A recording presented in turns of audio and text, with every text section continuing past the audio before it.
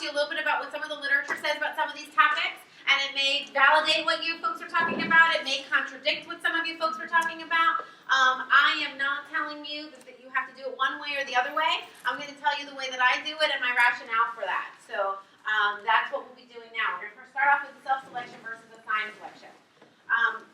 It is easier to have them self-select because they like that. So they enjoy it. People like to be with other students who are like them.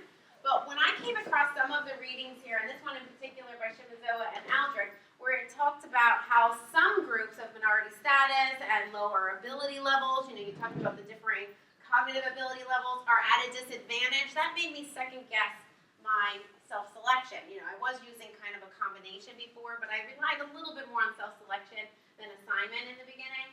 And it made me a little bit concerned about that because you do have folks that might be put at a disadvantage. All your high-achieving folks are going to kind of hover together, and then who's left for the low-achieving folks? They may not have high-functioning peers that are going to really help them be more successful.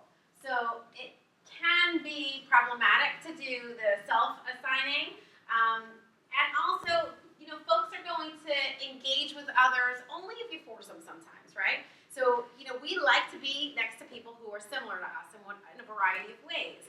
And by assigning groups, you can kind of force some of that communication, which increases critical thinking skills and creativity, because we know that exposure to folks with different perspectives and different backgrounds and different points of views is going to maximize our critical thinking. So cognitive diversity is also important, not just in terms of ability, but in terms of different kinds of approaches and perspectives to the world.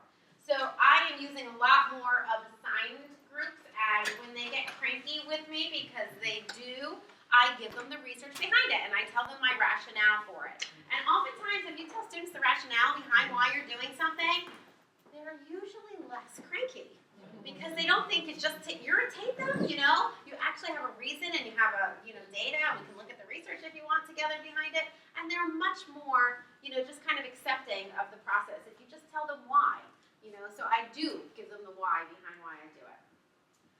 Some research suggests changing groups throughout a semester. It's kind of like, how you take your family for granted and you start not treating them as probably nice as shit all the time. So same thing can happen if you stay together too long with a group.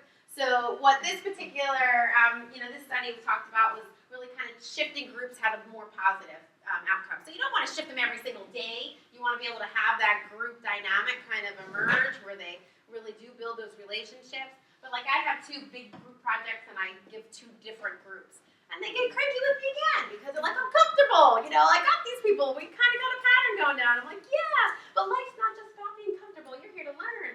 And what we're going to do is we're going to do all the things that help you learn best. So I really kind of, again, give them that strategy behind it, and it seems to work.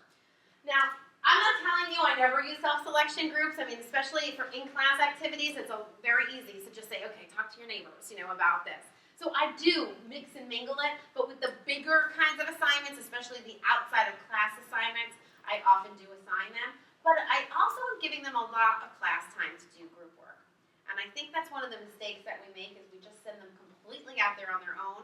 And we know our students' schedules. It's a nightmare. And then we expect them to know how to function in a group. We're going to talk about that in a minute, about how do you be a group member. And we just expect it to all work well. So now that I started having the foundation of the group work happen in class, not the whole thing, but some of it, while I'm there to support, go around, see who's doing what. I don't have to have people telling me all those stories. I can see who's coming to the table with work. I can just witness it. It also increases their accountability because they know I can see it. So that really has been very helpful. So what I would say to you is if you really want to build these skills, Nick talked about the power of these skills and for the employer, we talked about achievement. If these skills really are truly important to you, then you may want to integrate